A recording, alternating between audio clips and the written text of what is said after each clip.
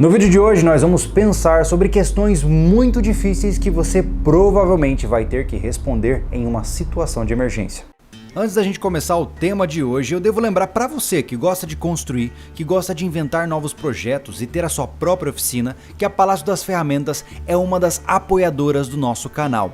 A Palácio, se você não conhece, é uma das fornecedoras mais incríveis de ferramentas que nós temos no Brasil. Se você está procurando desde furadeira até roçadeira, até mini tratores, os caras têm tudo para com certeza atender as suas demandas aí, tanto residenciais como comerciais. Então, tá pensando em comprar ferramenta? Palácio das Ferramentas. Fique à vontade para ver o link aqui na descrição. Vale lembrar que todos os projetos aqui do Sobrevivencialismo têm um pezinho dos caras e por isso que a gente está conseguindo fazer as coisas de uma maneira tão legal. Então, dá uma olhadinha ali, eles merecem a sua visita porque eles são muito caprichados no que fazem. Palácio das Ferramentas, a sua forma de montar uma oficina sobrevivencialista da maneira certa. Olá, sobrevivencialistas, eu sou o Júlio Lobo, muito bem-vindo a mais um vídeo do canal. Hoje nós vamos conversar sobre questões que precisam ser trazidas à tona antes das coisas desandarem. É isso mesmo. Ao longo de uma situação de emergência, muitas coisas podem sair como planejado, mas muitas podem dar completamente errado. Você pode se ver numa situação que você não queria estar. E quando as coisas começam a descarrilar, você precisa pensar com antecedência em como solucionar as crises. É muito melhor você exagerar no pensamento agora do que ser pego desprevenido amanhã. Então eu vou trazer aqui alguns questionamentos para você e eu quero que você pense junto comigo. A ideia hoje é pensarmos em conjunto tentando resolver esses potenciais problemas que vão aparecer no futuro. Então vamos começar.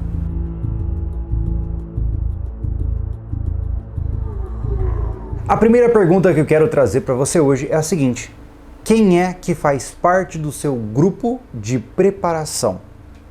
Naturalmente, nós sobrevivencialistas, preparadores, estamos muito interessados em construirmos um estoque de alimentos, estoque de munições, meios para produzir a nossa comida, filtrar a nossa água, só que tudo isso tem que obedecer uma ordem estatística. Você vai estocar para 2 pessoas, para 3 pessoas, enfim. Você vai definir o número de membros da sua família e você vai estruturar toda a sua estocagem com base no número de membros, certo? Então a questão é, em uma situação de dificuldade, uma situação de guerra, uma situação de desastre natural ou uma emergência que simplesmente surgiu no horizonte, você sabe quem está dentro do plano de preparação? Por exemplo, se você tem um familiar que está de viagem próximo de você, imaginemos que você está com a sua família reunida e você tem um primo, um tio que está ali contigo, está hospedado na sua casa. E nesse momento, uma situação de desastre acontece. Algo muito sério sai do caminho, uma emergência acontece e de repente você se vê com um problema. Todos os seus estoques, todas as suas preparações, seus equipamentos foram construídos para, por exemplo, 3 pessoas. Mas agora, por conta das visitas, você tem 5, 7, 8 pessoas dentro da sua casa. Como é que você vai lidar com isso? Mais que isso, vamos para uma situação ainda mais comum. Você mora perto de outros familiares e sempre que você se reúne com eles, você tenta convencê-los que é importante se preparar, mas ninguém nunca dá bola. Todos os seus parentes próximos acham que isso é uma grande bobeira. E aí, de repente, uma emergência acontece. Algo muito ruim acontece na sua região, na sua cidade, no seu país. E aí, todos aqueles parentes que antes tiravam sarro de você vão começar a procurar por você por ajuda para serem adotados dentro dessa perspectiva de preparação. O que é que você vai fazer? Essas perguntas, elas são bastante incômodas, mas elas precisam ser feitas. Quando você está criando um grupo de preparação, você já tem que ter um olhar muito pragmático, muito funcional sobre as coisas. Por exemplo, se você tem uma criança muito jovem ou um idoso bastante com idade avançada, essas pessoas elas não podem ser contadas como recursos ativos da preparação.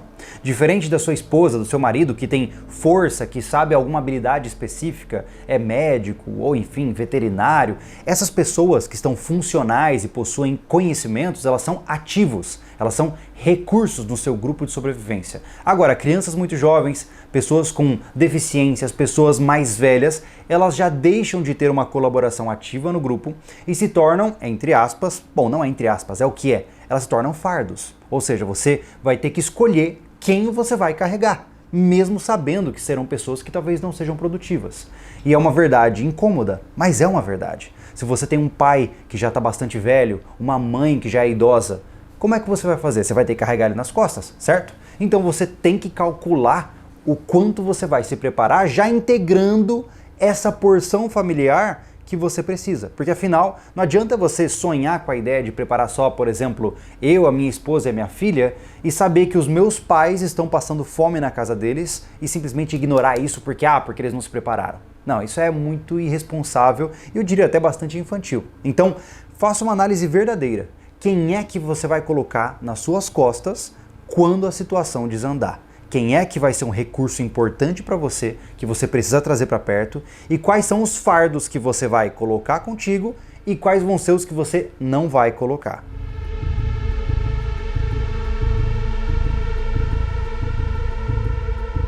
A nossa segunda reflexão é a seguinte: o quanto e como você vai ajudar as outras pessoas. Isso porque em uma situação de recursos escassos, como por exemplo uma falha no abastecimento de alimentos da sua cidade, você vai ter pessoas que moram à sua volta que não terão mais o que comer depois de um tempo. E se forem vizinhos próximos, talvez eles saibam que você possua comida na sua casa. E naturalmente, sendo um vizinho que divide porta a porta com você, há muitos anos vocês se conhecem, ele vai tocar a sua campainha. Ele vai bater palma no portão da sua casa e perguntar se você tem alguma coisa que possa ceder para ele. Uma caneca de arroz, enfim, alguma coisa.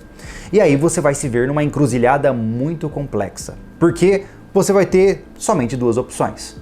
Ou você ajuda ele, correndo o risco de ele pedir cada vez mais comida para você, porque ele não tem de onde tirar mais comida, e ainda mais somar o risco de ele espalhar para outras pessoas que você está ajudando, ou você diz que não vai ajudá-lo e você corre o risco de começar a desenvolver uma situação complicada com seu vizinho, onde ele sabe que você está sendo um cara que tem comida e não quer dar. E naturalmente, quando as coisas avançam em cenários de crise, tudo isso é comprovado historicamente. Ao longo da história, a moralidade fica confusa. E um vizinho que é um cara muito legal, um cara muito tranquilo, quando tiver com seu filho passando fome na casa dele, ele talvez pense na possibilidade de tomar essa comida à força. Então, como é que você vai gerenciar essa política de ajudar, mas ao mesmo tempo não comprometer as suas estocagens, ou não ajudar e se colocar numa situação de potencial agressão entre aqueles que moram perto de você? Próxima reflexão. Você vai sair da sua casa? Se por acaso uma guerra acontecer, um desastre acontecer, muita gente fala, não, eu vou pegar minha mochila com equipamentos e eu vou embora. Eu e minha família vamos evadir. Para onde? Em que momento? Quando é o melhor momento de sair de casa? O que você vai levar com você? Quem é que vai aguentar o seu ritmo de caminhada? Quanto tempo você vai caminhar todos os dias? Para onde você está indo? São muitas perguntas que entram na cabeça, a equação fica muito mais complexa quando você começa a pensar em uma evasão. Isso porque a sua casa é o seu quartel-general, é o seu lar, é onde você construiu todos os confortos que você possui da sua vida cotidiana. E deixar a sua casa para trás é uma decisão muito difícil. Sim, existem cenários onde talvez seja necessário. Imaginemos que uma enchente está chegando próxima da tua casa e você precisa sair ou vai morrer afogado. Eu até entendo que em situações como essas a gente precisa considerar essa possibilidade. Mas temos que tomar muito cuidado com a fantasia da evasão. Isso porque no momento que você sai da sua casa carregando uma mochila com a sua família, você é um refugiado, certo? Na prática, você é uma pessoa fugindo de uma zona de risco com uma mochila nas costas e usando só a roupa do corpo. Não importa quanto equipamento você possua. Além disso, evadir exige dinheiro. Exige, por exemplo, um local que você estruturou para você ir até ele, porque se você só colocar uma mochila nas costas e sair dizendo que vai sobreviver, você muito provavelmente vai depender da boa vontade ou do Estado, ou de outro país que está próximo de você, ou de alguém que você não conhece. Então, sair da sua casa significa que você precisa de um destino que você já estruturou. E mais do que isso, você precisa carregar consigo uma boa quantidade de dinheiro e qualquer tipo de itens de valor que podem abrir caminho para você chegar até o seu local. Seja pagar por um abastecimento, seja utilizar, por exemplo, uma situação para passar por um posto de controle. Enfim, existem inúmeras situações que você precisa pensar. E mais do que isso, no momento que você carregar o dinheiro necessário para tudo isso, você ainda corre risco de ser roubado. Então tem muita coisa a ser colocada nessa lista de preocupações quando a gente fala de evasão. Gente, tem pessoas que saem uma semana de casa para viajar e já começam a ficar com saudade, começam a ficar tristes porque estão com falta de suas camas. E essas mesmas pessoas algumas vezes acham que vão incorporar a ideia de um protagonista de filme pós-apocalíptico e sobreviver a longos períodos no meio do mato. Isso é uma fantasia perigosa. E lembre-se, você não vai estar sozinho. Você talvez esteja com a sua família inteira. Talvez você tenha uma criança que não consegue caminhar muito, você vai ter que carregá-la nas costas. Como é que vai acontecer toda essa situação? Próxima reflexão. Se por acaso seus planos irem por água abaixo e você se vê numa situação de aperto completo, você não tem onde ficar, você não tem o que comer, ou pior, a sua família não tem o que comer. Você já pensou na possibilidade de tomar algo de alguém? É importante perguntar isso porque isso é algo que a gente vê se repetindo ao longo da história por várias e várias vezes. O próprio Celco, que é um dos caras que a gente teve a oportunidade de conversar e traduzir vários textos lá no nosso site, ele sempre trouxe isso, que no período de guerra que ele vivenciou, ele esteve na guerra da Sérvia da década de 90, ele dizia que a moralidade ela não existia muito bem, porque muitas vezes uma pessoa cometia um ato violento com outra simplesmente porque estava em desespero para suprir a sua própria família. E a outra estava defendendo para não perder os recursos para a sua própria família. Então não havia um certo e errado, havia somente a sobrevivência. E pensar nisso é extremamente importante. Eu sempre defendi aqui que nós somos preparadores exatamente para não precisar disso. Eu não quero me ver numa situação onde eu tenha que sair pedindo comida pelas ruas ou até, quem sabe, em ato de desespero, tomar a comida de alguém para sustentar minha família. Então o que eu faço antes? Eu me preparo com antecedência, eu me preparo com a concepção de que eu não posso falhar neste pilar.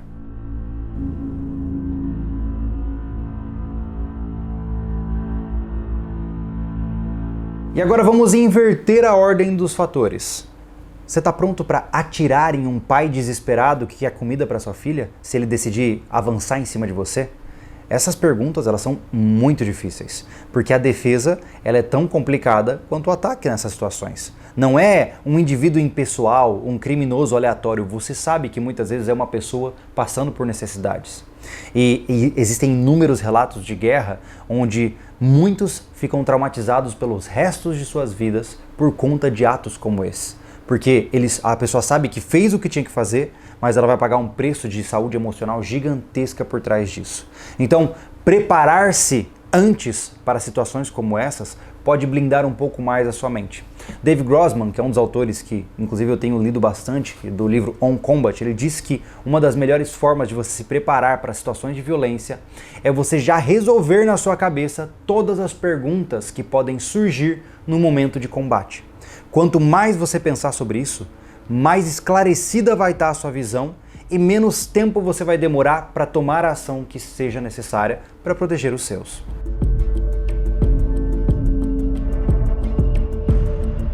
Por fim, a última de hoje. Eu também não quero deixar você muito preocupado. Vamos lá. Se alguém se machucar, o que é que você vai fazer? Você já deve ter visto vários filmes onde isso acontece, mas na realidade não é diferente também. Imaginemos que tudo está saindo bem. Você está na sua casa, você está com estoques, você está com tudo funcionando. Mas aí, de repente, a sua esposa se corta seriamente. Ou você, em uma situação de distração, faz um corte profundo no braço ou na perna. E aí?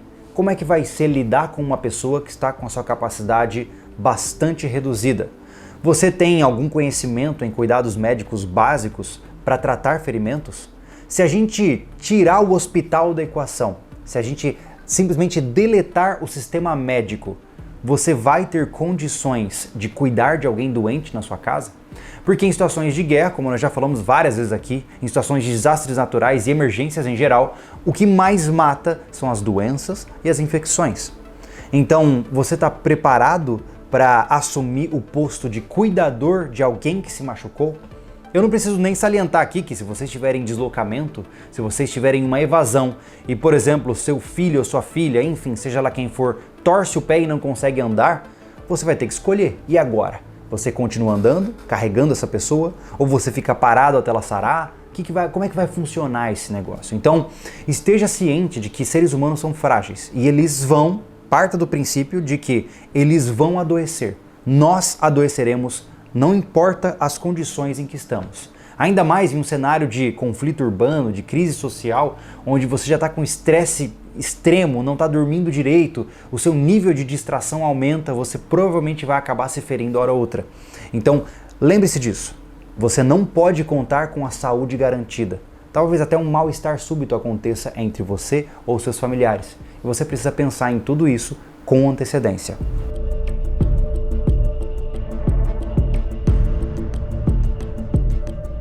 Talvez agora você esteja pensando assim, nossa cara, mas poxa, são tantas perguntas e eu não estou recebendo nenhuma resposta. E esse é o objetivo. Não existe uma resposta certa para tudo isso que eu tô te falando aqui agora. Porque cada caso é um caso, cada situação vai ser uma situação. O jeito que você age talvez seja um jeito completamente diferente para mim. Então eu trago essas questões para você para que você comece a contrastar com seus planos. Você aí, como um sobrevivencialista, já deve ter todo um planejamento estruturado. Pega essas questões, coloca no planejamento e veja se nada está falhando. Porque são nessas situações do vai ou racha que a gente trava e não consegue prosseguir e pode perder a vida, ou pode colocar a vida de outras pessoas em risco. Então, perguntas difíceis precisam ser pensadas antes de situações difíceis. Eu devo lembrar para você que tudo isso aqui que a gente está conversando, a gente vai se aprofundar no nosso podcast. Ou seja, nós temos o vídeo hoje, amanhã nós temos o podcast às 19 horas para mergulhar ainda mais nessas questões, perguntar quais são as potenciais soluções para ela. Então, se você achou interessante o assunto, saiba que o nosso podcast vai trazer isso em muito maior profundidade para você, certo? Devo lembrar também que se você gosta desse tipo de vídeo, por favor, coloque o seu comentário aqui embaixo falando sobre as suas reflexões, deixe a sua curtida, se inscreva no canal e a gente fica muito feliz de contar com a audiência de vocês aí que estão há tantos anos nos seguindo em busca de se prepararem melhor, tá bom? Então mais, eu vou ficando por aqui, eu sou o Júlio Lobo e esteja preparado.